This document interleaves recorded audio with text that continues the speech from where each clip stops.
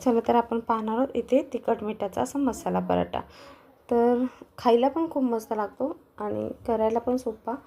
आपण इथे घ्यायचे एक गोला चपातीच्या पिठाचं घ्यायचं आपण आणि मस्त अशी पोळी आपल्याला तेल न लावता लाटून घ्यायची पहिली आणि मग त्याच्यावरती आपल्याला जेवढा हवं तेवढा आपण ज्या आकाराची पोळी लाटली जेवढी मोठी तर तेवढं तेल घ्यायचं। त्याच्यावरती थोडंसं मीठ आणि लाल मिरची पावडर, थोडीशी मी हळदी टाकते म्हणजे दिसायला खूप सुंदर दिसतं।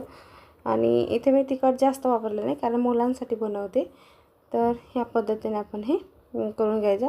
मग एका सुरीने त्याला चिरा पाडून घ्यायचा, त्याच्यावरती कोथिंबीर घालायची, थोडंसं पीठ पण भरभरायचं जेणेकरून जो आपण पराठा करतो ना तर त्याचे लेयर्स अशा वेगवेगळ्या होतात या पद्धतीने। आणि गोल करून घ्यायचा, ज्या चिरा मारलेले असतात ना त्यामुळे मस्त असा पराठा क्रिस्पी वगैरे तयार होतो आपला पराठा।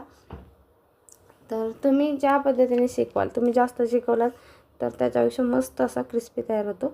आणि पहा तर मग इथे दोन्ही साईडने आपण शेकवून घेतलेले। व्हिडिओला लाईक करा, शेअर करा आणि सबस्क्राईब करा। बाय।